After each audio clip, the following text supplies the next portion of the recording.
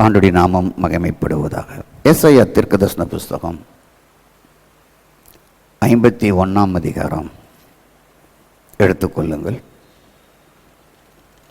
51ஆம் அதிகாரம் 1ஆம் வசனத்திலிருந்து 3 வசனங்கள் சேர்ந்து வாசிக்கலாம். நீதியை பின்பற்றி கர்த்தரை தேடுகிற நீங்கள் எனக்கு செவி கொடுங்கள். நீங்கள் வெட்டி எடுக்கப்பட்ட கன்மலையும் தோண்டி எடுக்கப்பட்ட துறவின் குழியையும் நோக்கி பாருங்கள். உங்கள் தகப்பனாகிய ஆபிரகாமையும் உங்களை பெற்ற சாராளையும் நோக்கி பாருங்கள். அவன் ஒருவனாய் இருக்கையிலே நான் அவனை அழைத்து அவனை ஆசீர்வதித்து அவனை பெருக பண்ணினேன். கர்த்தர் சீயோனுக்கு ஆறுதல் செய்வார். அவர் அதன் பாலான ஸ்தலங்களை எல்லாம் தேர்தலடைய செய்து அதன் வனாந்திரத்தை ஏதனை போலவும் அதன் அவாந்திர வெளியை கர்த்தரின் தோட்டத்தை போலவும் ஆக்குவார். சந்தோஷமும் மகிழ்ச்சியும் துதியும் கீத சத்தமும் அதில் உண்டாயிருக்கும். கர்த்தருக்கு ஸ்தோத்திரம். ஏசாயா தீர்க்கதரிசன புஸ்தகம் 50ஆம் அதிகாரம் இஸ்ரவேல் மக்கள் பாவங்கள் செய்தபடியால் அவங்களுக்கு வந்த பிரச்சனைகளை குறித்து சொல்லுகிறது. 50ஆம் அதிகாரம். பாவம் செய்கிறவர்களுக்கு இன்னும் அது பிரச்சனையை கொடுத்து கொண்டே இருக்கும். அது சொல்ல வேண்டிய அவசியம் இல்லை. அது யாராக இருந்தாலும். ஒருவர் 25 ஆண்டு காலமாக மறைவாகவே ஒரு குற்றத்தை செய்து கொண்டிருந்தார். 25 வருஷம்.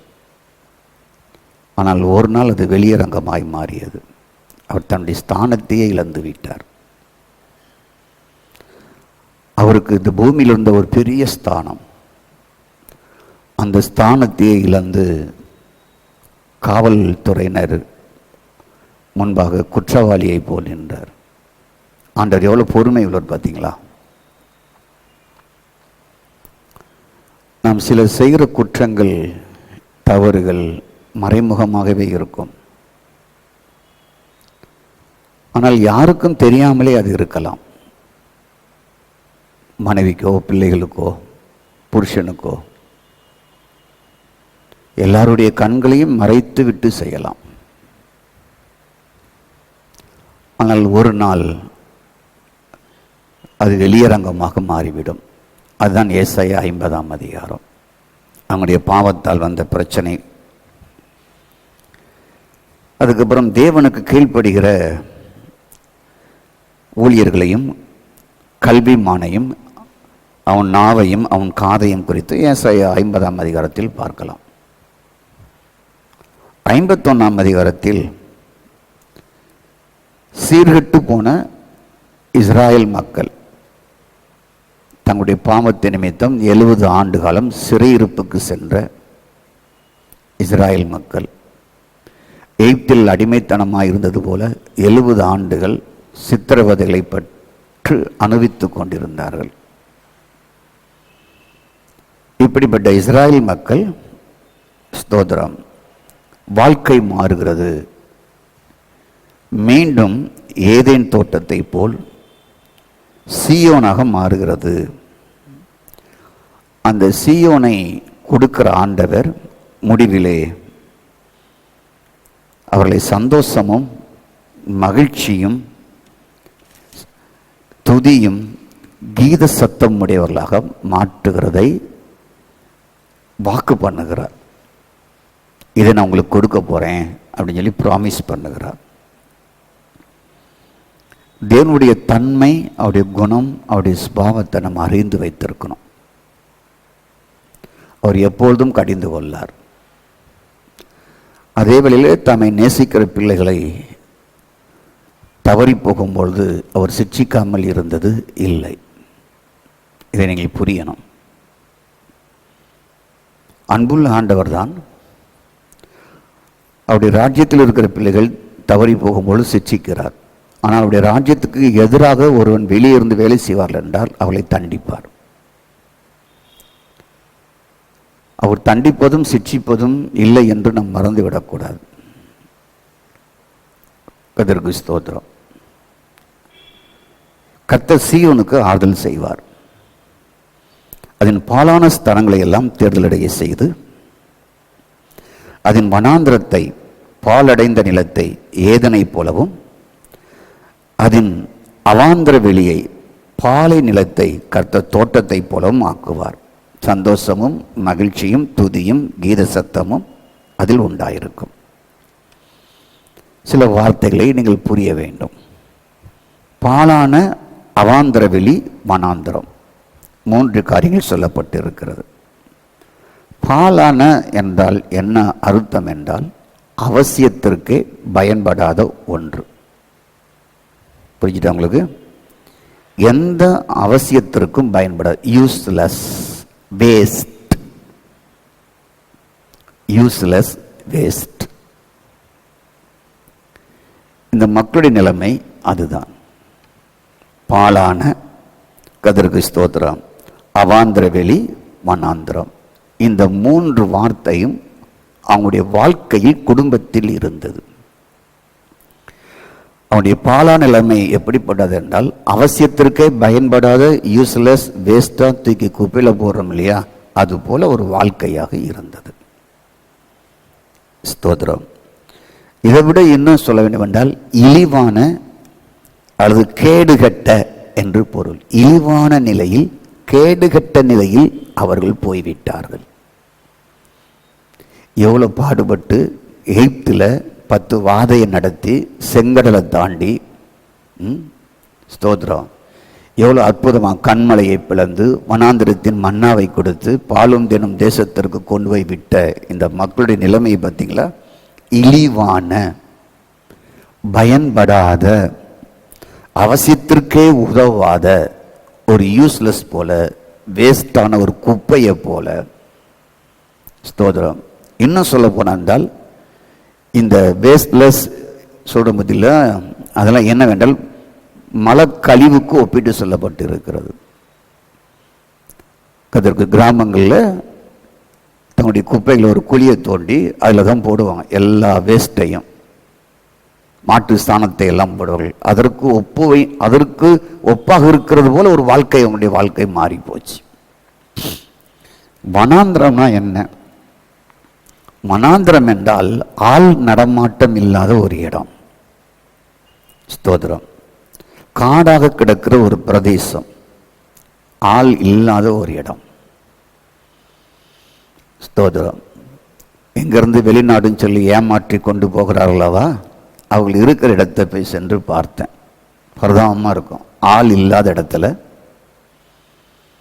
ஸ்தோத்திரம்.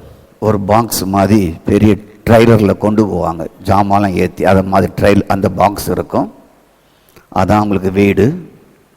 நம்ம நாட்டில் வெயில் அடிக்கிற மாதிரி 4 மடங்கு வெயில் அடிக்கும். அதில் 5 பேர் படுக்கணும். அவங்களுக்கும் ஊர் மக்களுக்கும் எந்த சம்பந்தம் இருக்குது, வர முடியாது. இங்கு ஏமாற்றப்பட்டு அங்கு வேலைக்கு போகிறவங்களுக்கு இதான் வேலை. வனாந்தரம், ஆள் நடமாட்டம் எதுவுமே இல்லாத ஒரு இடம். அவாந்திர வெளினா என்ன? அவாந்திர வெளினா என்னன்னா நல்லா புரிஞ்சுக்கொள்ளுங்க. ஸ்தோத்திரம். உதவி இல்லாத ஒரு இடம், அழிந்து போன ஒரு இடம், ஏதும் நல்ல தன்மையே இல்லாம அழிந்து போன கொடூரமான தன்மையுடைய ஒரு இடம். இதுதான் அவாந்தர வெளி. இந்த 3ஐயும் நீங்க கற்பனை செஞ்சு பாருங்க, எப்படி வாழ்க்கை இருக்குன்னு சொல்லி. ஒரு மனுஷனுக்கு, ஒரு தேசத்தின் குடிகளுக்கு, செல்ல பிள்ளைகளாய் வளர்ந்த இந்த மக்களுக்கு, தகப்பனை போல் சுமந்து வந்த இந்த மக்களுக்கு, பாலும் தேனும் ஓடுகிற தேசத்தில் குடியிருக்க செய்த இந்த மக்களுக்கு, சகல சம்பூர்ணமும் உடைய ஒரு தேசத்தையே கொடுத்தாரல்லவா, அந்த மக்களுக்கு இப்படி வனாந்திரம், அவாந்திர வெளி எல்லாம் உண்டானது. எது நிமித்தம்? அவங்களுடைய தவறான வாழ்க்கையின் நிமித்தம். இந்த தவறான வாழ்க்கை நிமித்தம் எங்களுக்கு கிடைக்கப்பட்ட இந்த வாழ்வுக்கு கர்த்தர் காரணம் அல்ல, இவங்க வாழ்ந்த வாழ்வின் முறைதான். கர்த்தருக்கு ஸ்தோத்திரம். மின்சாரத்தில் கை வைத்தால் ஷாக் அடிக்கும். அது ஏன் ஷாக் அடிச்சது? அதை கண்டுபிடிச்சவன் எதுக்கு ஷாக் அடிக்கிற மாதிரி கண்டுபிடிச்சான்? அதெல்லாம் கேட்க முடியாது. தொட்டா ஷாக் அடிக்கும். இதே மாதிரி ஆதாமுக்கு ஒரு அழகான ஒரு தோட்டத்தை கொடுத்தார். தவறு செஞ்சவனை முழுவதையும் டோட்டலா இழந்துட்டார். புரிஞ்சு கொள்ளுங்க, முழுவதையும் இழந்து விட்டார். கர்த்தருக்கு ஸ்தோத்திரம். இந்த பாலான வனாந்தர அவாந்தர வெளி மூன்றும் யாரை குறிக்கிறது என்றால் ஆபிரகாமின் சந்ததியின் மக்களை குறிக்கிறது. ஆபிரகாமிடத்தில் உடன்படிக்கை செய்தார் அல்லவா, இந்த உடன்படிக்கை சந்ததி. ஸ்தோத்திரம். சொந்த ஜனம், எனக்கு சொந்த ஜனம், ஆசாரிய ராஜ்யமாய் பரிசுத்த ஜனமாய் இருப்பீர்கள் என்று யாத்திராகம் 19:6 சொன்னார். என் சொந்த ஜனம் இந்த உலகத்துக்கு ஆசாரிய ராஜ்யமாய், ஸ்தோத்திரம் உண்டாவதாக, பரிசுத்த சந்ததியாய் இந்த உலகத்திலேயே நீங்க இருப்பீங்க.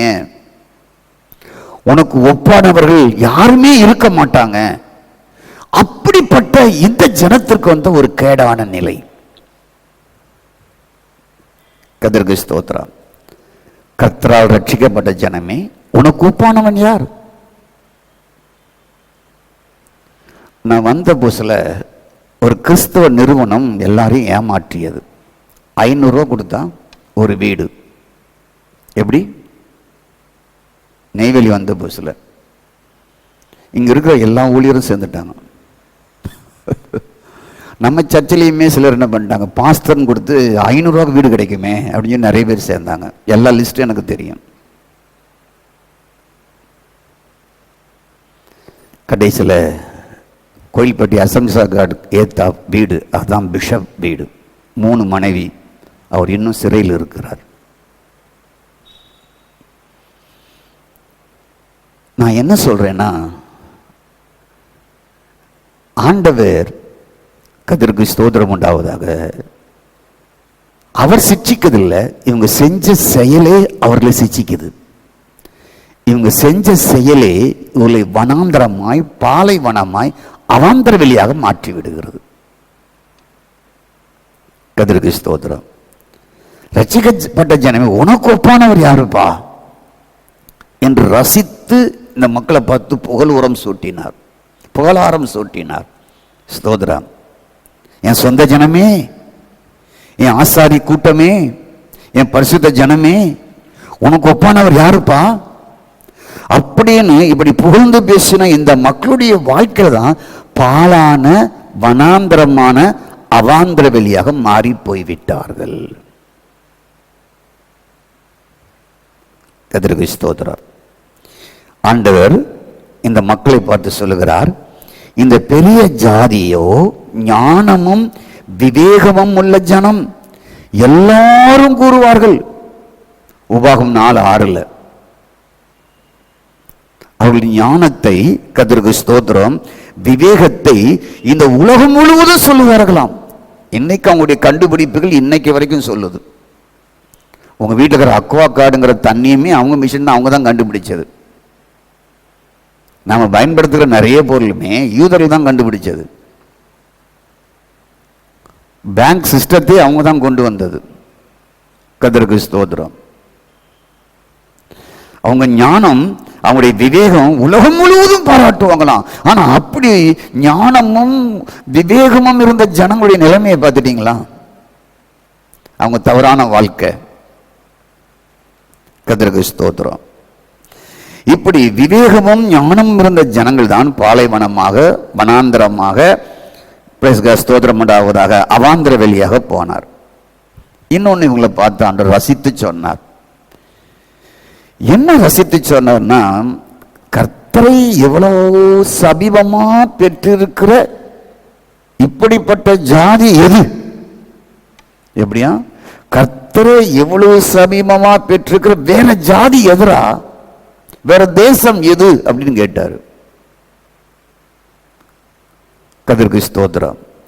அது உபாகம் 4:7 இருக்கு. இப்படிப்பட்ட ஜனம்தான் பாழாய் போனார்கள், வனாந்தரமாய் போனார்கள், அவாந்தர வெளியாக மாறிவிட்டார்கள். கர்த்தருக்கு ஸ்தோத்திரம். இப்படி ஆண்டவரால் புகழ்ந்து பேசப்பட்ட, மெச்சி பேசப்பட்ட, ஸ்தோத்திரம், புகழாரம் சூட்டின, உலகத்திற்கே நீங்கள் சிறப்பாய் இருப்பீர்கள் என்று சொல்லப்பட்ட இந்த சந்ததி, ஆபிரகாம் சந்ததி, ஆசாரிய ராஜ்யங்களாக இருந்தவர்கள், பரிசுத்த சந்ததியாக இருந்தவர்கள், ரட்சிக்கப்பட்ட ஜனமே என்று சொன்னார் ஆண்டவர்.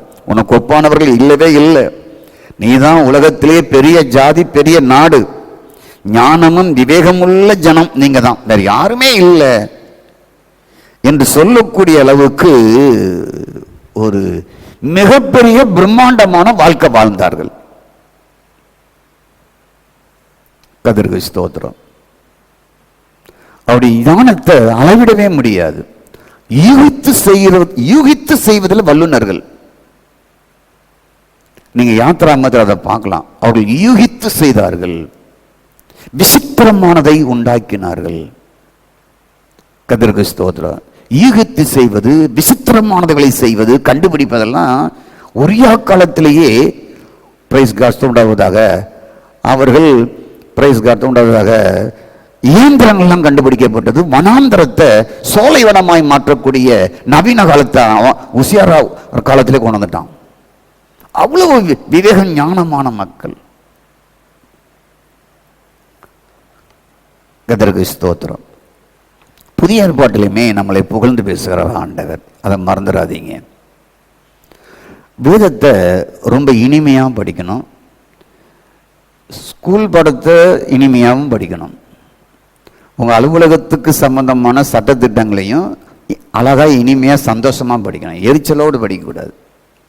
கதிராமத்திற்கு ஆகவே இந்த வேதத்தை நீங்கள் இனிமையாக படிச்சிங்கன்னா தெரியும். இயேசு வாயை திறந்து சோதனை காலம் முடிந்த பின்பு அவர் பேசின வார்த்தை, சோதனை காலம் முடிஞ்ச உடனே அவர் என்ன தெரியுமா பேசுகிறார்? அவர்களுக்கு, எளிமையானவனே நீ பாக்கியவான், துயரப்படுகிறவனே நீ பாக்கியவான், சாந்த குணம் உள்ளவனே நீ பாக்கியவான், நீதியின் மேல் பசிதாகம் உள்ளவனே நீ பாக்கியவான், இரக்கமுடையவனே நீ பாக்கியவான், இருதயத்தில் சுத்தம் உள்ளவனே நீ பாக்கியவான், என் நாமத்தின் நிமித்தம் துன்பப்படுகிறவனே நீ பாக்கியவான். பழைய ஏற்பாட்டு மக்கள் மட்டுமல்ல, புதிய ஏற்பாட்டு மக்களையுமே ஆண்டவர் வாயார வாழ்த்துகிறார். கதாமதற்கு ஸ்தோத்திரம், அல்லேலூயா. இன்னும் இந்த 5ஆம் அதிகாரம், 6ஆம் அதிகாரம், 7ஆம் அதிகாரத்தில் மலையின் மேல் இருக்கிற பட்டணமே ஸ்தோத்திரம், உன் பரமபிதா பிழை பூட்டுவார், நீ ஆகாயத்து பறவைகளை காட்டிலும் விசேஷித்தமானவன் என்று பாராட்டுகிறார். 100க்கு அதிபதியை பார்த்து பாராட்டுகிறார். இப்படிப்பட்ட விசுவாசத்தை நான் கண்டதே இல்லை அப்படின்னு சொல்லி தட்டி கொடுத்து புகழாரம் சூட்டுகிறார். கர்த்தருக்கு ஸ்தோத்திரம். இயேசு மரித்து உயிர்த்தெழுந்த பின்பும் புகழாரம் சூட்டுகிறார். பாவிகளை பார்த்து பரிசுத்தவானே, நீதிமானே, தேவாலயமே, என் சுதந்திரவாளியே, என் உடன் பங்காளியே, என் பொது சிருஷ்டியே, என் சரீரமே, என் எலும்பே, புதிய மனுஷனாக என்னை தரித்தவனே என்று உயிர்த்தெழுந்த பின்பும் நம்மை பார்த்து புகழாரம் சூட்டுகிறார். நம்ம எப்படி இருக்கணும் என்கிறத ரசித்து பார்த்து பாராட்டுகிறார், புகழாரம் சூட்டுகிறார். சரி, இப்போ சப்ஜெக்டுக்கு வருவோம். ஏசாயா 53:1-3 படி வருவோம். தேவன் ஒருபொழுதும் கடவுளுடைய பிள்ளைகள் தவறி போனாலும் அவர்கள் கீழான நிலைமையில் இருக்க விரும்பவில்லை. அதைத்தான் 3ஆம் வசனம் காட்டுகிறது. எத்தனை பேருக்கு புரியுது? நல்லா புரியுதா? ஒரு மனுஷன் தவறி போனாலும், ஒரு மனுஷன் தவறி வீழ்ச்சி அடைந்தாலும் தூக்கி விடுகிற ஒரு கர்த்தர் இருக்கிறார். இந்த மக்களுடைய அறிவீனத்தின் நிமித்தமாய், மதியினத்தின் நிமித்தமாய் ஏற்பட்ட விளைவுதான் வனாந்திரம், அவாந்திரவெளி, பாலை நிலம் உண்டானது. தவறான வாழ்க்கை நிமித்தம்.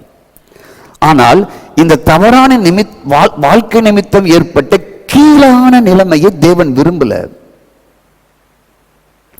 உங்க பிள்ளைகள் எவ்வளவுதான் கீழான நிலைமைக்கு போனாலும் தூக்கி விட முயற்சி செய்வீங்க.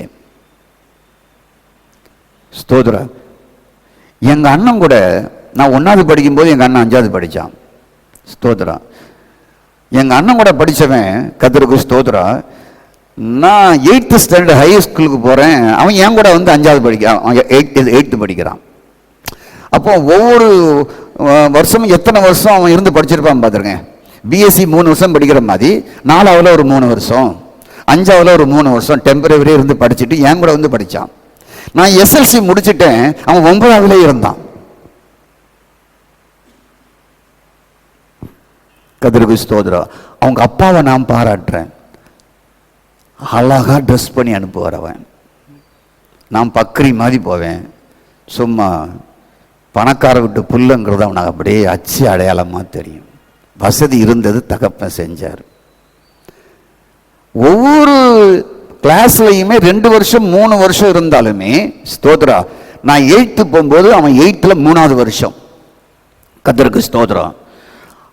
அந்த அப்பா எப்படியாவது தன் மகன் முன்னேறட்டும்னு விரும்புறாரு, என் மகன் படிச்சிடட்டும் விரும்புறாரு.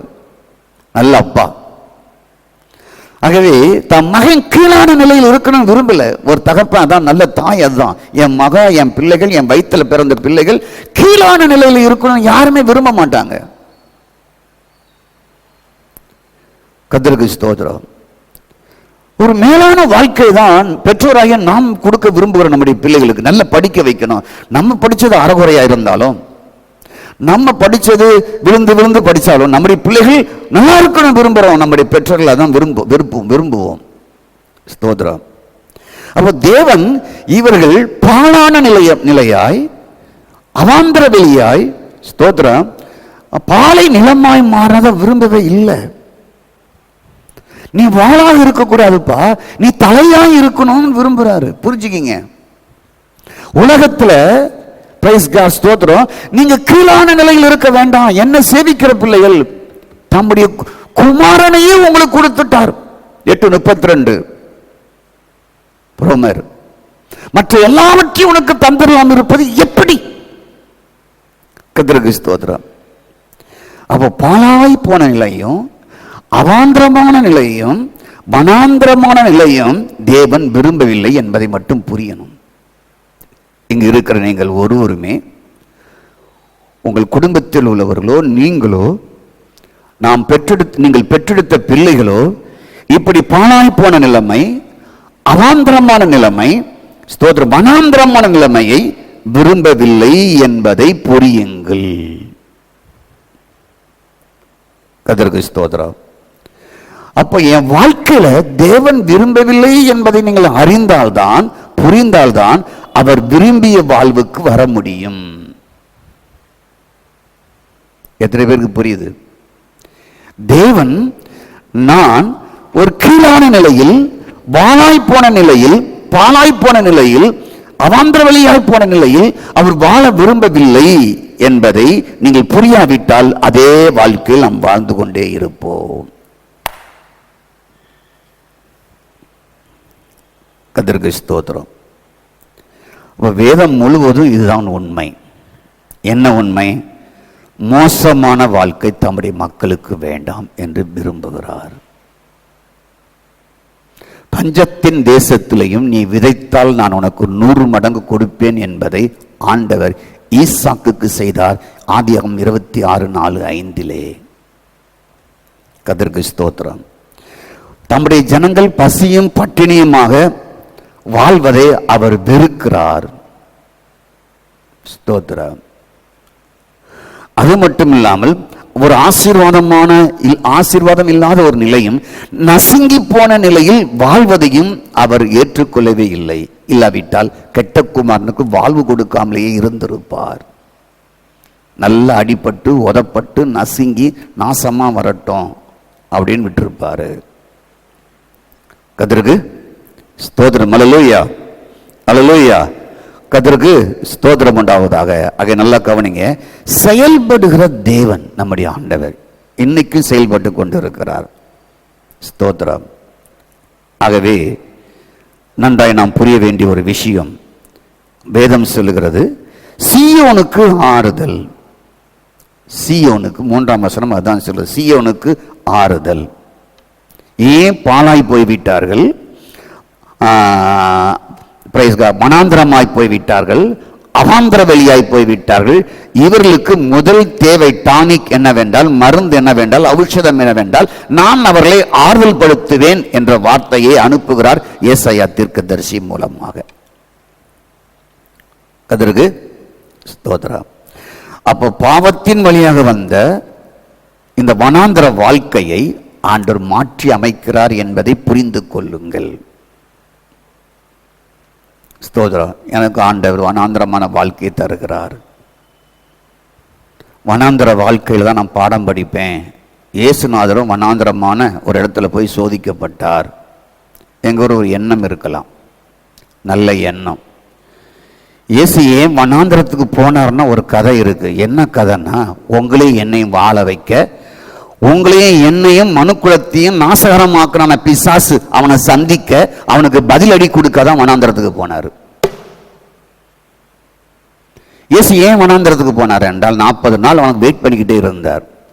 முதல் நாளே வந்திருப்பார் என்றால் உபவாசத்தை முடிச்சிருப்பார். கர்த்தருக்கு ஸ்தோத்திரம். 40 நாள் எதற்காக வெயிட் பண்ணிட்டு இருந்தா, முதல் ஆதாமை காலி பண்ணினான அவன் வரணும். அவன் ஏதேனுக்குள்ள நுழைஞ்சான், அதுல கனி உள்ள மரம் இருந்தது. ஆனா அந்த வனாந்திரத்துல எதுவுமே இல்லாம வரட்டும்னு காத்துக்கிட்டு இருந்தா இயேசு. அவன் வந்தான். கர்த்தருக்கு ஸ்தோத்திரம். உங்கள் நிமித்தம் என் நிமித்தம் அவர் வனாந்திரத்துக்கு சென்று முதல் மனிதனாகிய ஆதாமை வீழ்ச்சி அடைய செய்தானே, அந்த சாத்தானை சந்தித்து, கர்த்தருக்கு ஸ்தோத்திரம், அவனோடு அவன் கொண்டு வந்த சோதனைகளை வீழ்ச்சி அடையாமல் அவனை வெற்றி சிறந்தார் என்பதைத்தான் 4ஆம் அதிகாரம் நமக்கு கற்றுக் கொடுக்கிறது. கர்த்தருக்கு ஸ்தோத்திரம். அல்லேலூயா. அப்ப இயேசு ஏன் வனாந்தரமான இடத்திற்கு சென்றார் என்றால், உங்களையும் என்னையும் அழித்த நாசகரமாக்கின இந்த உலகத்தையே வனாந்தரமாக்கின சாத்தானை சந்திப்பதற்காகத்தான் அவர் சிலுவைக்கு சென்றார். கர்த்தருக்கு ஸ்தோத்திரம். அப்போ ஆறுதல் போக காரணம் என்ன? ஆறுதல் போக காரணம், கர்த்தருக்கு ஸ்தோத்திரம், ஆறுதலா இருந்த அத்தனையும் போய்விட்டது. அதான் ஆறுதல் இல்லாமல் இருக்கிறது காரணம். ஒரு தாய்க்கு பிள்ளை இருக்கு, பிள்ளை மரித்து விட்டால் ஆறுதல் இழந்துடுறாங்க. மனைவி இழந்து விட்டால் கணவன் ஆறுதல் இழந்து விடுகிறான். மனைவி இழந்து விட்டால், புருஷனை இழந்து விட்டால் மனைவி ஆறுதல் இழந்து விடுகிறாள். ஏன்? ஆறுதல் கொடுக்கிற சக்தி அங்க இல்லை. இந்த ஜனங்களுக்கு ஏன் ஆறுதல் கொடுக்கிறார் என்றால், ஸ்தோத்திர, இதுவரைக்கும் இவங்களுக்கு கொடுத்த பாலும் தென் ஓடுகிற தேசம் இல்லை, சம்பூர்ணமான வாழ்க்கை இல்லை. ஸ்தோத்திரம். கட்டாத வீட்டை கொடுத்தார் அல்லவா, அது இல்லை. சுயரத்தமான திராட்சை செடி கொடுத்தார் அல்லவா, அது இல்லை. கொளுத்த கன்றுகளை கொடுத்தார் அல்லவா, அது இல்லை. ஸ்தோத்திரம். பொன்னும் வெள்ளியும் விளைகிற தேசத்தை கொடுத்தார் அல்லவா, அது இல்லை. அப்ப தாழ்ச்சி இல்லாத ஒரு தேசத்தை கொடுத்தார் அல்லவா, அது இல்லை. பைனான்ஸ் ப்ராப்ளம் வந்துட்டாங்க, எல்லாம் இழந்தாங்க. பிச்சைக்கார நிலைமையில், இழிவான நிலைமையில் இப்பொழுது அடிமையின் தேசத்தில் தள்ளப்பட்டார்கள். அதுதான் அவாந்தரம், அவாந்தரவெளி, வனாந்தரம், பாலான என்பதற்கு ஆரம்பத்தில் நான் விளக்கம் கொடுத்தேன். அதோடைய அர்த்தம் என்ன என்பதை கொடுத்தேன். கர்த்தருக்கு ஸ்தோத்திரம். அப்போ தேவனால் புகழாரம் சூட்டப்பட்ட சீமான்களாக வாழ்ந்த இவர்கள் தவறான வாழ்க்கையினாலே எல்லா நிலையிலையும் ஏமாற்றமடைந்து ஒன்றுமில்லாமல் போய் இழிவான கேடுகட்ட ஒரு அந்தஸ்தும் இல்லாத மோசமான வாழ்க்கை இவங்களுக்கு உண்டாகி, அது நிமித்தம் இவர்கள் இந்த கம்ஃபர்ட் எல்லாம் போயிட்டு, ஆறுதல் எல்லாம் போயிட்டு, மகிழ்ச்சி எல்லாம் போயிட்டு, துதியெல்லாம் போயிட்டு, எல்லாமே போயிட்டு. இப்ப ஏன் துதி போனது, ஏன் மகிழ்ச்சி போனது, ஏன் சந்தோஷம் போனது என்றால், இவர்களுக்கு கொடுத்த ஒரு அழகான வாழ்க்கையை இவர்கள் இழந்தார்கள். அதனால இவளுக்கு ஆறுதலும் போய்விட்டு, கர்த்தருக்கு ஸ்தோத்திரம், சந்தோஷம் போய்விட்டது, மகிழ்ச்சி போய்விட்டது, துதி போய்விட்டது, கீத சத்தம் போய்விட்டது, எல்லாம் அடங்கி போய்விட்டது. வயிறு நிறைய சோறு இருந்தால் தானே படிக்கணும்னு பிள்ளைகளுக்கு மகிழ்ச்சியாக இருக்கும். பிள்ளைகளுக்கு சாப்பாட்டுக்கே வழி இல்லட்டா அது பிள்ளை எப்படி படிக்கும்? வீட்டுக்குள்ள நீங்கள் நிம்மதியாக இருந்தால் தானே பாட முடியும், துதிக்க முடியும், ஆராதிக்க முடியும்.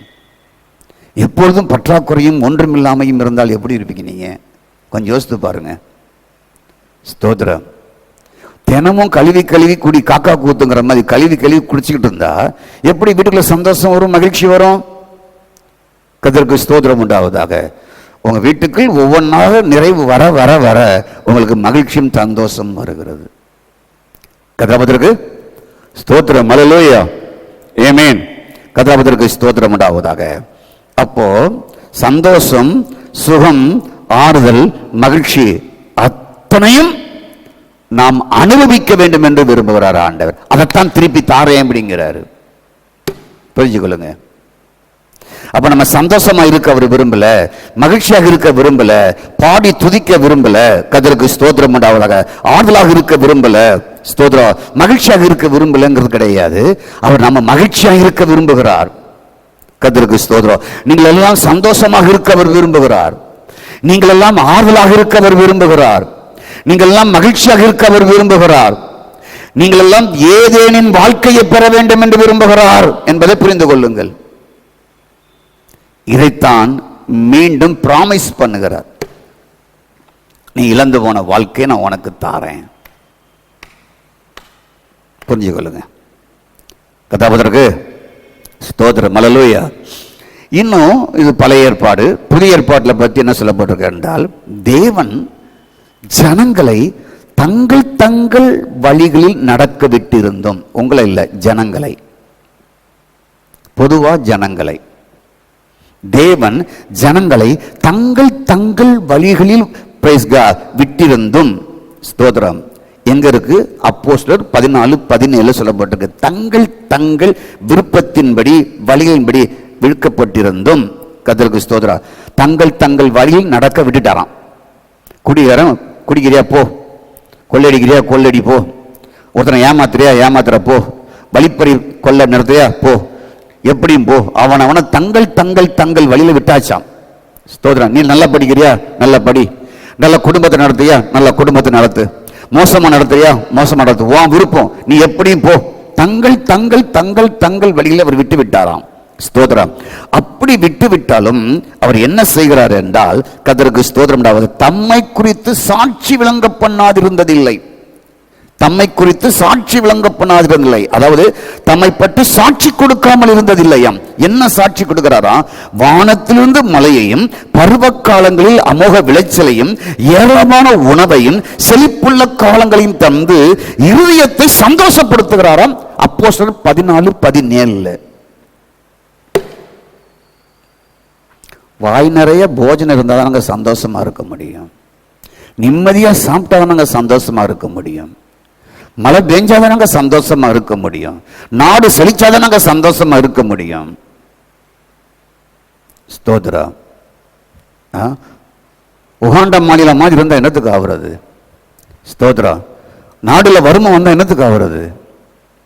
ஆகவே மக்கள் எல்லாம் அவன் இஷ்டத்துக்கு வாழ்ந்தாலும் இந்த உலகத்தில் மலைகளையும் செழிப்புள்ள காலங்களையும் இந்த பூமிக்கு கொடுத்து கொண்டே இருக்கிறாரா. மக்கள் சந்தோஷமா இருக்கணும், அப்படியாவது இவன் என்னை கண்டுபிடிக்கட்டும்னு விரும்புறாராம். அவர் நம்மில் ஒருவருக்கும் தூரமானவர் அல்ல என்று வேதம் சொல்லுகிறது. அதற்கு செழிப்புள்ள காலம் யாருக்கு? தங்கள் தங்கள் இஷ்டம் படி வாழ்கிற மக்களுக்கு. அப்போ ஆவிக்குரிய மக்களுக்கு யாருக்கு மகிழ்ச்சி? தங்கள் தங்கள் இஷ்டத்தின்படி வாழுகிற உலக மக்களுக்காம். ஆமா, நீங்க கடவுளுடைய பிள்ளைகள் அல்லவா, நீங்க தேவனுடைய பிள்ளைகள் அல்லவா, நீங்கள் ஆறுதலாக இருக்க வேண்டாமா? நீங்கள் மகிழ்ச்சியாக இருக்க வேண்டாமா? நீங்கள் சந்தோஷமா இருக்க வேண்டாமா? நீங்கள் துதி போட வேண்டாமா?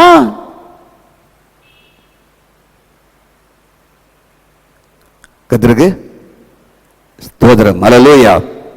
எத்தனை பேர் புரியுது? அல்லேலூயா. கதாபத்திற்கு கர்த்தருக்கு ஸ்தோத்திரம். செழிப்புள்ள காலத்தை தந்து, ஆகாரத்தை தந்து, நல்ல உணவை தந்து, நல்ல விளைச்சலை தந்து இருதயத்தை சந்தோஷப்படுத்துகிறாராம். விவசாயிக்கு விளைஞ்சாதான் உனக்கு சந்தோஷம். தென்னந்தோப்பு வச்சிருக்கிறனுக்கு தென்ன மரத்துல ஒவ்வொரு மரத்திலும் ஒரு 50 காய் 75 காய் வந்தாதான் உனக்கு சந்தோஷம். ஸ்தோத்திரம். இதெல்லாம் அவர் நீட் பண்றாராம். கர்த்தருக்கு ஸ்தோத்திரம். ஆகவே பொதுவாகவே மக்கள் பஞ்சத்தில் வாழக்கூடாது என்பதற்காக எல்லா தேசத்திலையுமே செழிப்பை கொடுத்திருக்கிறார். தேவன் நம்பாத தேசத்திலுமே செழிப்பை கொடுத்திருக்கிறார். ஸ்தோத்ரா. இஸ்லாம் கண்ட்ரிகள்லாம் தேவன் அறிஞ்ச கண்ட்ரியா இல்லவே இல்லை. என்ன மாதிரி செழிப்பா இருக்கு, ஆசீர்வாதமாக இருக்கு. ஒரு குப்பை பார்க்க முடியாது. சட்ட ஒழுங்கு அப்படி இருக்கும். கர்த்தருக்கு ஸ்தோத்திரம். நல்ல கவனிங்க. கர்த்தருக்கு ஸ்தோத்திரம் உண்டாவதாக. ஆண்டவர் ஒன்றை மறக்கவில்லை. என்ன மறக்கலனா, இந்த மக்களுக்கு சொல்லுகிறார், ஏதேனை போல உன் வாழ்க்கையை மாற்றுவேன்னு சொல்லுகிறார். இருக்கா? ஸ்தோத்திரம். கர்த்தரின் தோட்டத்தை போல வாக்குவார். அதன் அவாந்தர வெளியை, வனாந்திரத்தை ஏதேனை போல அவளை தேர்தல் அடைய செய்து, ஆறுதல் அடைய செய்து, வனாந்திரத்தை அவாந்தர வெளி, அதாவது வனாந்திரத்தை ஏதேனை போல, வனாந்திரத்தை ஏதேனை போல. அப்போ ஆண்டவர் ஏதேனை மறக்கவில்லை. ஏதேன் எங்கே இருந்தது? ஆதியாகமம் 2ஆம் அதிகாரத்தில் ஆரம்பித்து 3ஆம் அதிகாரத்தில் மனுஷனை விட்டு போய்விட்டது. மனுஷனை விட்டு போய்விட்டாலுமே போனது போய்விட்டது என்று இல்லாதபடி ஏசாயா 51ஆம் அதிகாரத்திலே ஏதேனை பற்றி ஆண்டவர் ப்ராமிஸ் பண்ணுகிறார். அதே ஏதேனை உனக்கு நான் கொடுப்பேன் என்று சொல்லுகிறார். ஸ்தோத்திரம். ஏதேனை மறக்கவில்லை. மனிதனுக்கு ஒரு ஏதேனை போல் ஒரு வாழ்க்கை கொடுக்க வேண்டும் என்று திரும்பினார். ஏனென்றால் அதுதான் மனிதன் மேல் தேவன் உடைய எண்ணம், அவருடைய சிருஷ்டித்த எண்ணம். அவருடைய சிருஷ்டிகருடைய எண்ணம் எப்படிப்பட்ட எண்ணம்னா, என் பிள்ளைகள் எல்லாருமே, என்னை சேவிக்கிற என் பிள்ளைகள் எல்லாமே ஏதேனுக்குள்ள இருக்கணுங்கிற ஒரு எண்ணம் தானே தவிர வேறு எண்ணமே இல்லை. இந்த வனாந்தர வாழ்க்கையும் பாலான வாழ்க்கையும் அவாந்தர வெளியும் என் ஜனங்களுக்கு கிடையாது. மீண்டும் என் ஜனங்களுக்கு நான் ஒரு ஏதேனின் வாழ்க்கையை, கர்த்தரின் தோட்டத்தின் வாழ்க்கை நான் கொடுக்க போகிறேன். ஏதேன் நான் கொடுக்க போகிறேன். ஏனென்றால் ஏதேன் அவர் சிருஷ்டித்தது. சிருஷ்டித்தவருடைய எண்ணம் உங்கள் மேல் எப்படி இருக்கிறது என்றால், கர்த்தரின் தோட்டத்தை போல, ஏதேனின் தோட்டத்தை போல பாலடைந்த ஜனங்களுக்கு, நாசகரமாய் போன ஜனங்களுக்கு நான் கொடுக்க விரும்புகிறேன். அதுதான் அவருடைய எண்ணம். கர்த்தருக்கு ஸ்தோத்திரம். அல்லேலூயா. ஆமென். அப்போ நல்ல கவனிங்க. அவாந்தர வெளியாய், பாலாய் போன, மனாந்தரமாய் போன, ஆறுதலற்று போன, தேர்தலற்று போன, துதியற்று போன, மகிழ்ச்சியற்று போன, சந்தோஷமற்று போன இந்த மக்கள் ஏதேனை போல மாற வேண்டும் என்ற நினைவிலே ஆண்டவர் எண்ணம் கொண்டு தீர்க்கதரிசி அனுப்பி இதை தீர்க்க தரிசனமாய் சொல்லுகிறார். எத்தனை பேருக்கு இப்படிப்பட்ட வாழ்க்கை வேணும்? கரங்களை வைத்து ஆமென் சொல்லுங்க. அல்லேலூயா, அல்லேலூயா, அல்லேலூயா. கர்த்தருக்கு ஸ்தோத்திரம் உண்டாவதாக. Glory to God. ஏனென்றால் இந்த ஏதேனின் வாழ்க்கையை கர்த்தர் கொடுத்து விடுவார் என்றால் ஆறுதல் வந்துவிடும், தேர்தல் வந்துவிடும், மகிழ்ச்சி வந்துவிடும், சந்தோஷம் வந்துவிடும், துதி வந்துவிட வேண்டும், எல்லாம் வந்துவிடும் என்று ஆண்டவருக்கு தெரியும்.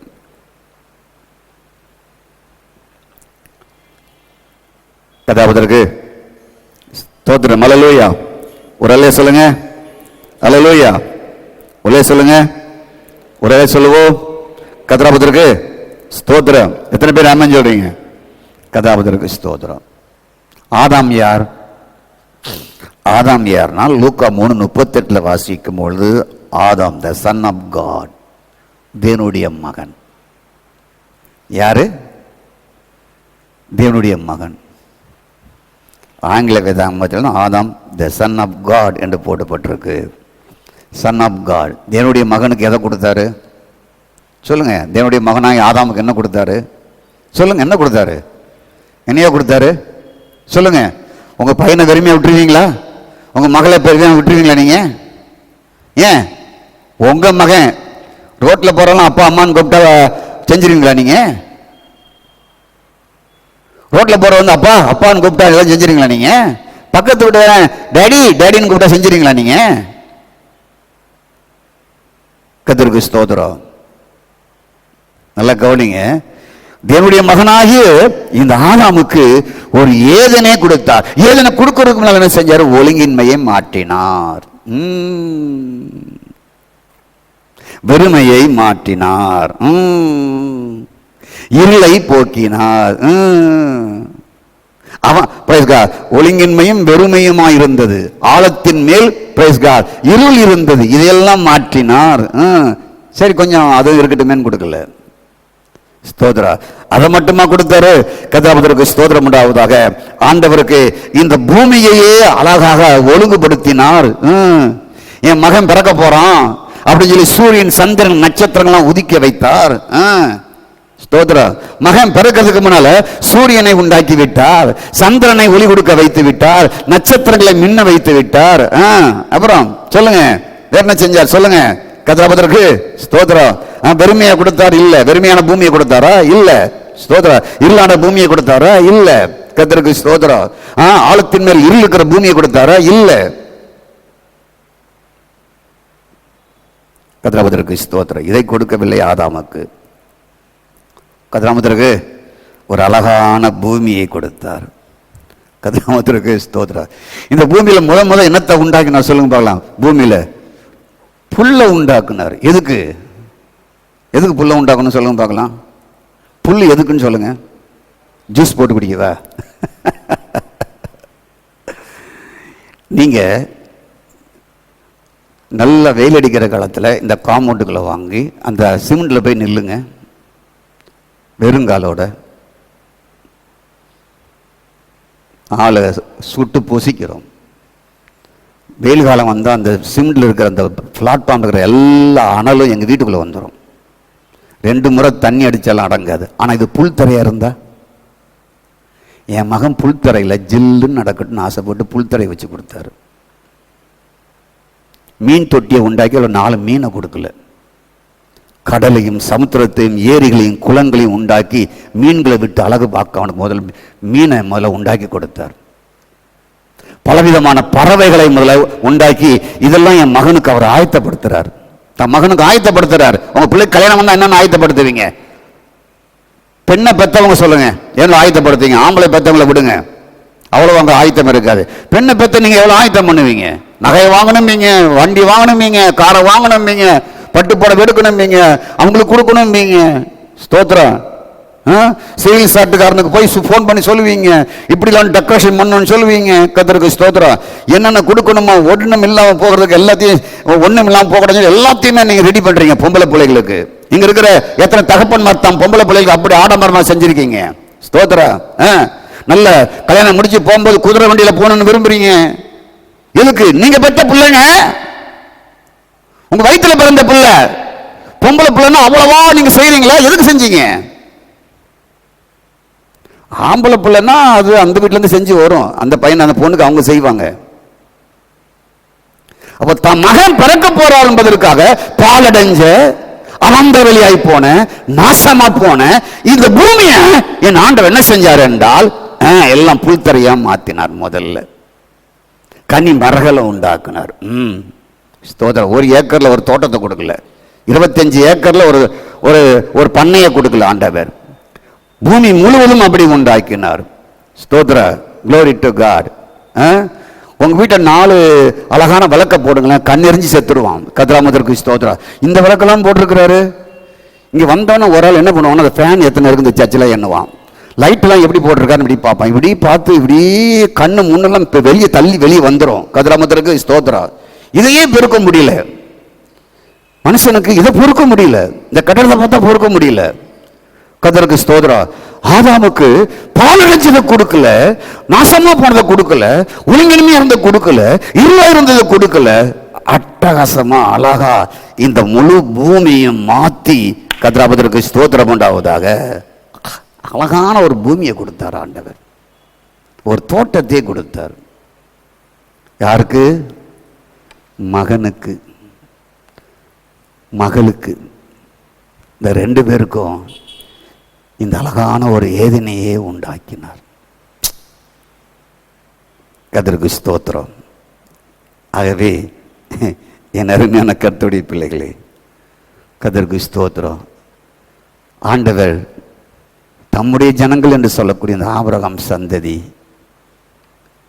ஒன்றும் இல்லாமல் போய் அவாந்திர வெளியாய் போய் நாசகரமாக போன இந்த மக்களுக்கு மீண்டும் அந்த ஏதினை தாரேன் அப்படிங்கிறார். இதுதான் சப்ஜெக்ட். நான் கர்த்தருடைய தோட்டத்தை தாரேன் அப்படிங்கிறார். உனக்கு இந்த லைஃப் வேண்டாம் அப்படிங்கிறார். கெட்ட குமாரனே, உனக்கு இந்த லைஃப் வேண்டாம்ப்பா, நான் பெட்டர் தென் லைஃப் உனக்கு வச்சிருக்கிறேன். இந்த வாழ்க்கை அப்பா கிட்ட தான் இருக்குது, நீ அப்பாட்ட போன உனக்கு கிடைக்குங்கிறத வச்சிருக்கிறாரு. கதாபத்திற்கு ஸ்தோத்திரம். அல்லேலூயா, ஆமென். கதாபத்திற்கு ஒரு சொல்லுங்க, அல்லேலூயா. கதாபத்திற்கு ஸ்தோத்திரம். தம்முடைய மகனாகிய ஆதாமுக்கு இந்த ஏதேனின் ஆசீர்வாதத்தை கொடுத்ததை அன்று மறந்து விடவே இல்லை. ஏசாயா 51ஆம் அதிகாரத்திலையும் அதை அப்படியே ஞாபகப்படுத்துகிறார். அழிந்து போனவனே, மனாந்திரமாய் போனவனே, வெட்ட வெளியாய் போனவனே, அவாந்திர வெளியாய் போனவனே, கர்த்தருக்கு ஸ்தோத்திரம். பாப்பா, உனக்கு அழகான ஒரு தோட்டத்தை போன்ற ஒரு வாழ்க்கையை உனக்கு கொடுக்கிறேன். அப்போது உனக்கு சந்தோஷமும் மகிழ்ச்சியும் உனக்கு உண்டாகும் என்று ஆண்டவர் தீர்க்கதரிசி மூலமாய் நல்ல செய்தியை சொல்லி அனுப்புகிறார். உங்கள் எதிர்காலத்திற்கு ஆண்டவர் எப்படி இருக்கணும் என்பதை இந்த சபை மக்களிடத்தில் கர்த்தர் விருப்பம் கொண்டிருக்கிறார். இந்த உலக ஜனங்கள் நடுவிலே நீங்கள் எப்படியெல்லாம் வாழ வேண்டும் என்று ஆண்டுடைய எண்ணங்கள் அவருக்கு இருக்கு. அதை நீங்கள் புரிந்தால் அப்படிப்பட்ட நல்லதொரு வாழ்க்கையை உங்களுக்கு வடிவமைத்து கொடுப்பதற்கு எல்லாம் தர அவர் வல்லவராக இருக்கிறார். கதாவதற்கு ஸ்தோத்திரத்திலே சொல்லுங்க, அல்லேலூயா, அல்லேலூயா.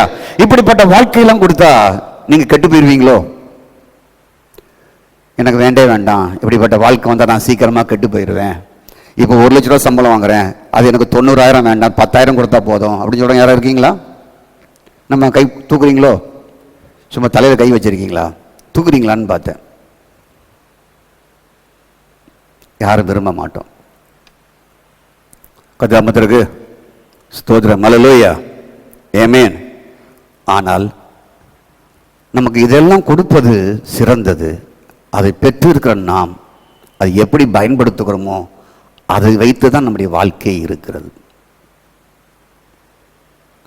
ஆண்டவர் செல்வத்தை கொடுப்பதில் தப்பு இல்லை. அந்த செல்வத்தை பயன்படுத்த தெரியாவிட்டால் மீண்டும் வாழ்க்கை வனாந்தரமாய் போய்விடும். புரிந்து கொள்ளுங்கள். சாலமோன் வாழ்க்கையில் அதுதான் நடந்தது. கர்த்தருக்கு ஸ்தோத்திரம். பணம் இருப்பது உங்களுக்கு 1 கோடி இருப்பது தப்பல்ல, அதை எப்படி பயன்படுத்துகிறீர்கள் என்பதை வைத்து தான் வாழ்க்கையே இருக்கிறது. நீங்கள் அதை தவறாய் பயன்படுத்தும் பொழுது அது உங்களை பாவ குழியில் தள்ளும். அதை சரியாய் பயன்படுத்தும் பொழுது நீங்கள் செழிப்புள்ள காலங்களை அனுபவிப்பதற்கு அது உதவி செய்யும். கரங்களை வைத்து ஆமென் சொல்லுங்க. ஒரு சம்பவத்தை மட்டும் சொல்லி முடிக்கிறேன். நடந்த சம்பவத்தை. ஒரு போலீஸ் அதிகாரி தன்னுடைய மகனை, இது பேப்பரில் வந்தது, ஸ்தோத்திரம், சென்னையில் இருக்கிற தாம்பரம் பக்கத்தில் ஒரு கல்லூரியில் அவனை படிக்க வைக்கிறார். ஸ்தோத்திரம். அவன் ஒவ்வொரு வருஷமும் அந்தந்த ஃபீஸை சரியாக வாங்கி கட்டி படிக்கிறான்.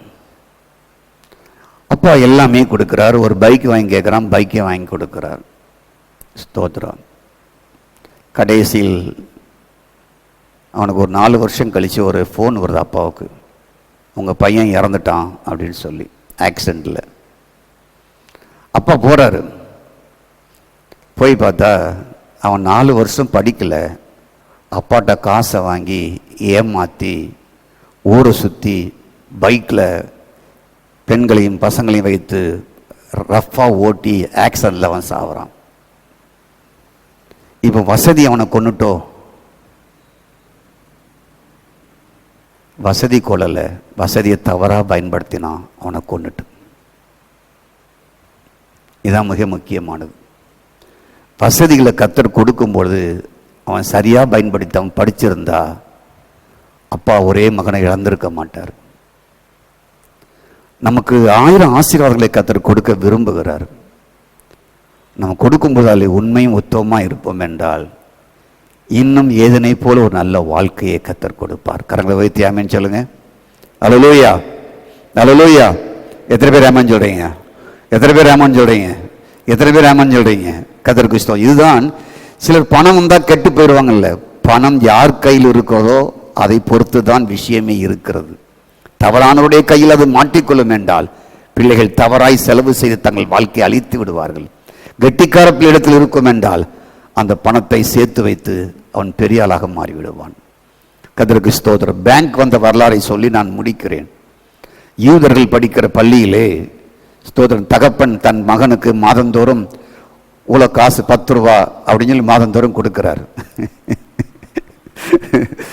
ஆனால் பணக்கார பிள்ளைகள் எல்லாம் பணங்களை கொண்டு வருவார்கள், செலவு செய்திடுவார்கள். இவன் 10 ரூபா வைத்திருப்பான். இந்த 10 ரூபாவிட்ட போய் அவன்கிட்ட கேட்பாங்க, இந்த 10 ரூபா கொடு, அடுத்த மாதம் எங்கள் அப்பா காசு கொடுக்கும், உனக்கு 20 ரூபா தரேன் அப்படின்னு சொல்கிறான். உடனே அவன் 10 ரூபா கொடுக்குறான்.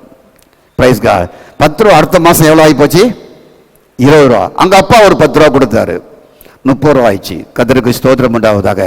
மறு மாதம் 10 நாளில் பசங்களாம் செலவு பண்ணிட்டு இவனுக்கு 30 ரூபா கடன் வாங்குவாங்க. அடுத்த மாதம் உனக்கு 30 ரூபா நாங்கள் தரோம். பல பேர் கேட்டான், கொடுத்தான். அதுக்கு அடுத்த மாதம் என்னாச்சு? 60 ஆச்சு. அப்பா எவ்வளோ கொடுத்தாரு? 10 கொடுத்தாரு, 70 ஆச்சு. கர்த்தருக்கு ஸ்தோத்திரம். அதுக்கு அடுத்த மாதம் என்ன பண்ணாங்க, பசங்களாம் வந்து பிரைஸ்கா எனக்கு கடன் கொடு, உனக்கு டபுளாக தரேன் அப்படின்னு சொன்ன. பிரைஸ்கா 70 ரூபா கொடுத்தான். அதுக்கு அடுத்த மாதம் என்னாச்சு? 70 140 ஆச்சு. கர்த்தருக்கு அப்பா எவ்வளோ கொடுக்குறாரு? 10 ரூபா கொடுத்தாரு, 150 ரூபா ஆச்சு. இப்படி சிஸ்டமேட்டிக்கில் கல்லூரியை முடிச்சு போகும்பொழுது ஒரு பெரிய பண மூட்டையோடு போனானாம். அங்கிருந்து தான் பேங்க் வந்த வரலாறே இருக்கு. ஊதாரி பிள்ளைகிட்ட பணம் மாட்டிக்கிட்டா, புருஷங்கிட்ட மாட்டிக்கிட்டா, மனைவிட்ட மாட்டினா அழிஞ்சிடும். கர்த்தருக்கு ஸ்தோத்திரம். பாவங்களுக்கும் சிற்றின்மைகளுக்கும் செலவு செய்கிற இடத்தில் போய் பணம் மாட்டிக்கொள்ள வேண்டால் அது வீணா அழிஞ்சு போயிடும். கர்த்தருக்கு ஸ்தோத்திரம். ஆண்டவர் நமக்கு நல்ல வாழ்க்கை கொடுக்க விரும்புகிறார். நீங்கள் எல்லாரும் விசுவாசத்தினாலே ஏற்றுக்கொண்ட அவருடைய பிள்ளைகள். யோவான் 1:12 சொல்லுகிறது. நாம் ஆறுதலாக இருக்க விரும்புகிறார், நாம் சந்தோஷமாக இருக்க விரும்புகிறார், நாம் மகிழ்ச்சியாக இருக்க விரும்புகிறார், நாம் துதி செலுத்த வேண்டும் என்று விரும்புகிறார், நாம் புகழாரம் அவர் நம்மை புகழாரம் சூட்ட வேண்டும் விரும்புகிறார். கர்த்தருக்கு ஸ்தோத்திரம். நமக்கு செழிப்புள்ள காலங்களை கொடுக்க வேண்டும் என்று விரும்புகிறார். நம்முடைய இதயத்தை சந்தோஷப்படுத்த வேண்டும் என்று அவர் விரும்புகிறார். ஏனென்றால் அந்த இதய சந்தோஷத்தில் தான் ஆலயத்திற்கு நீங்கள் உற்சாகமாக வர முடியும், கர்த்தருக்கு உற்சாகமாக கொடுக்க முடியும், உற்சாகமாக ஜெபிக்க முடியும், உற்சாகமாக வொர்ஷிப் பண்ண முடியும், உற்சாகமாக ஊழியம் செய்ய முடியும், உற்சாகமாக ஆத்துமாவையும் செய்ய முடியும், எல்லா தியாகங்களையும் பண்ண முடியும், மிஷனரிகளுக்கு கொடுக்க முடியும், எல்லா ஊழியர்களுக்கு கொடுக்க முடியும். கர்த்தருக்கு ஸ்தோத்திரம். ஆகவே இந்த 10வது மாதத்தில் ஆண்டவர் என்ன சொல்கிறார் என்றால், ஸ்தோத்திரம், என் பிள்ளைகள் வனாந்தரமாக, பாலை நிலமாக, அவாந்தர வெளியாக இருக்க அவர் விரும்பவில்லை. அவர்களுக்கு ஆறுதலையும் தேர்தலையும் கொடுக்க விரும்புகிறார். கர்த்தருடைய தோட்டத்தை போல, ஏதேன் தோட்டத்தை போல ஒரு வாழ்க்கையை கொடுக்க விரும்புகிறார். அவர்கள் துதித்து மகிழ்ந்து சந்தோஷத்தோடு துதி சத்தத்தோடு வாழ வேண்டும் என்று அவர் விரும்புகிறார். இப்படிப்பட்ட வாழ்க்கையை உங்களுக்கு கர்த்தர் வைத்திருக்கிறார். இதுதான் அவர் விருப்பம். அவர் விருப்பம் தன்னுடைய ஜனங்களுக்கு ஏதேனை கொடுக்க வேண்டும். இன்னும் அதை அவர் மறக்கவே இல்லை. முதல் மகனாகிய ஆதாமுக்கு கொடுத்ததை அவன் இழந்தான், இந்த மனுக்குலமே இழந்தது. ஆனால் தம்முடைய ஜனங்களுக்கு அப்படிப்பட்ட ஒரு வாழ்க்கையை கொடுக்க வேண்டும் என்று அவர் விரும்பி இன்னும் அவர் நினைவாகவே இருக்கிறார். நீங்கள் அவருடைய சொந்த ஜனங்கள், நீங்கள் அவருடைய சுதந்திரவாளிகள், நீங்கள் அவருடைய மாமிசத்துக்குரியவர்கள், நீங்கள் அவருடைய சரீரத்தில் ஒன்றாக இருக்கிறீர்கள், நீங்கள் அவருடைய எலும்புக்குரியவர்கள், நீங்கள் கர்த்தருக்கு ஸ்தோத்திரம் பரிசுத்தவான்கள், நீங்கள் நீதிமான்கள், நீங்கள் தேவனுடைய ஆலயமாக இருக்கிறவர்கள். இப்படிப்பட்ட பல ஸ்லாக்கியங்களை பெற்ற நீங்கள் இந்த உலகத்தில் எப்படி வாழ வேண்டும் என்று தேவன் விரும்புகிறாரோ அப்படிப்பட்ட வாழ்க்கையை உங்களுக்கு கொடுக்க கர்த்தர் வைத்திருக்கிறார். கர்த்தருக்கு ஸ்தோத்திரம். எத்தனை பேர் ராமன் சொல்றீங்க? எத்தனை பேர் ராமன் சொல்றீங்க? கர்த்தருக்கு ஸ்தோத்திரம். நாம் எழுந்து நிற்போம்.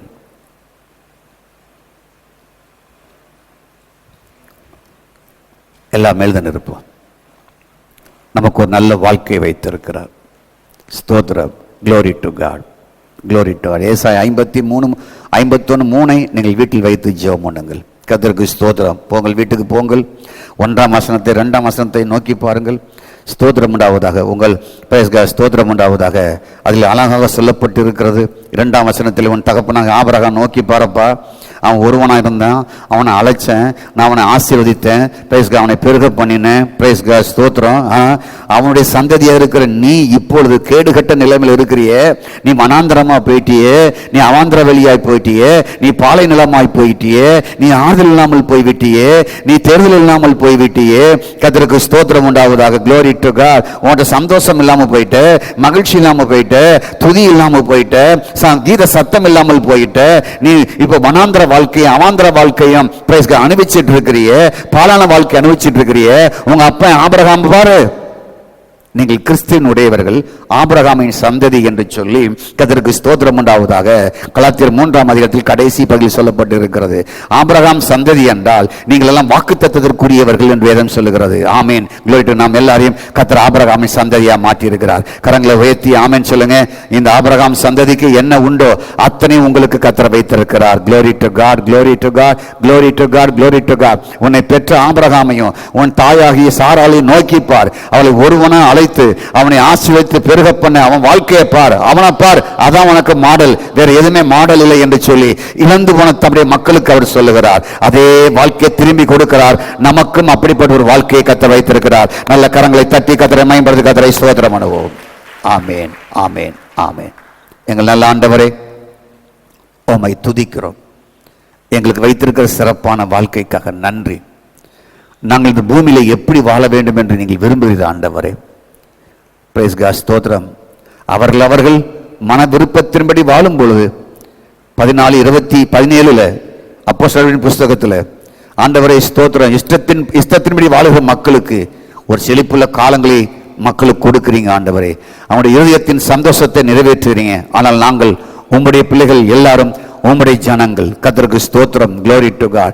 இந்த உலக மக்களுக்கு ஒன்றும் குறைவில்லாமல் போஷிக்கிற ஆண்டவர், சூரியனையும் சந்திரனையும் உதிக்க வைக்கிற ஆண்டவர், ஆண்டவர் நல்லோர் மீதும் தீயோர் மீதும் மலையை பொழிய வைக்கிற ஆண்டவர். உங்களுடைய சிறப்பான குணம் அது ஆண்டவரே. நாங்கள் எப்படி இருக்க வேண்டும் என்பது உங்களுடைய சிறப்பான குணம் இருக்கிறது ஆண்டவரே. அப்படிப்பட்ட வாழ்க்கையை ஏசாயா 51:3 கர்த்தர் கொடுங்க, 2 உங்களுடைய ஜனங்களுக்கு கொடுங்க. அதற்காக நாங்கள் ஜெபிக்கிறோம் ஆண்டவரே. கர்த்தருக்கு ஸ்தோத்திரம். இந்த மாதம் முழுவதும் ஏசாயா 51:2-3 வைத்து ஜெபிக்க உதவி செய்யுங்க ஆண்டவரே. இந்த வாக்குத்தத்தத்தை சுதந்திரித்துக் கொள்ள உதவி செய்யுங்க ஆண்டவரே. என் தகப்பனாகிய ஆபிரகாமை பார்க்கிறேன், என் தாயாகிய சாராளை பார்க்கிறேன். ஒருவனாய் அழைத்து அவனை சம்பூர்ணமாய் ஆசீர்வதித்து பெருக பண்ணினீர், அதற்காக நன்றி. ஆனால் நான் இன்று உடைந்து போன வாழ்க்கை, நொறுங்கி போன வாழ்க்கை, கீழ்த்தரமான வாழ்க்கை, அவாந்தரமான வாழ்க்கை, பாலான வாழ்க்கை எங்களுக்குரியது கிடையாது ஆண்டவரே. அது எங்கள் பாவத்தின் நிமித்தமாய் வந்த விளைவு, என்னுடைய தவறான வாழ்க்கை நிமித்தமாய் வந்த விளைவு. அதெல்லாம் எங்களுக்கு வேண்டாம் ஆண்டவர் என்று ஜனங்கள் ஒதுக்கிவிட உதவி செய்யுங்க. அதற்காக நாங்கள் ஜெபிக்கிறோம். ஸ்தோத்திரம். இந்த உலகத்தின் ஜனங்களை காட்டிலும் உம்முடைய ஜனங்கள் வித்தியாசமாய் இருக்க, வித்தியாசமாய் வாழ, ஓ காட், உம்முடைய பிள்ளைகள் நன்றாக இருப்பதே மற்றவர்களுக்கு சுவிசேஷம் ஆண்டவரே. நீங்கள் கடவுளை ஏற்றுக்கொண்டு இயேசுவை பின்பற்றுகிறீர்கள், இந்த தேவ சமூகத்துக்கு போறீங்க, இவ்வளவாய் உங்களை ஆசிரியத்திருக்கிறாரே, இதனுடைய ரகசியம் என்ன என்று இவர்களை வந்து கேட்க, அதுவே சுவிசேஷமாய் மாற எங்கள் ஜனங்களை பிளஸ் பண்ணுங்க, ஆசீர்வதிங்க. அதற்காக நாங்கள் ஜெபிக்கிறோம் ஆண்டவர். ஒரே ஒரு மகன் ஆதாம், அந்த ஆதாமுக்கே இவ்வளவு செல்வங்களை கொடுத்தீர்கள். இன்று உம்முடைய ரத்தத்தால் மீட்டுக் கொள்ளப்பட்ட உம்முடைய ஜனங்கள் ஆண்டவரே, சொந்த ஜனமாய், சொந்த மக்களாய், சொந்த பிள்ளைகளாக நாங்கள் இருக்கிறோம் ஐயா. எங்களுக்கு இந்த உலகத்தில் ஒரு மகிமையான வாழ்க்கையை வைத்திருக்கிறீங்க. அந்த வாழ்க்கையை நம்முடைய பிள்ளைகளுக்கு கொடுங்க. ஒரு நோய் இல்லாத வாழ்க்கையை கொடுங்க, சுகமுள்ள வாழ்க்கையை கொடுங்க, ஆரோக்கியத்தை வர பண்ணுங்க, சமாதானத்தை வர பண்ணுங்க. அதற்காக நாங்கள் ஜெபிக்கிறோம் ஆண்டவரே. ஸ்தோத்திரம். நல்ல சாட்சிகளை கேள்விப்படங்களுக்கு உதவி செய்யுங்க ஆண்டவரே. இந்த வசனத்தின் மூலமாய் நம்முடைய ஜனங்களை பிளஸ் பண்ணுங்க, இயேசுவின் நாமத்தில் பிதாவே, ஆமென். இது வானத்தின் வாசல், என் இயேசையா, ஆசீர்வாதத்தின் வாசல்.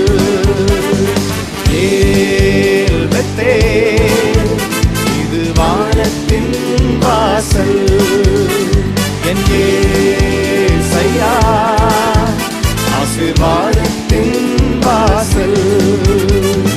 தலை தாய்க்கும் கல் நீரையா, மூளைக்கல்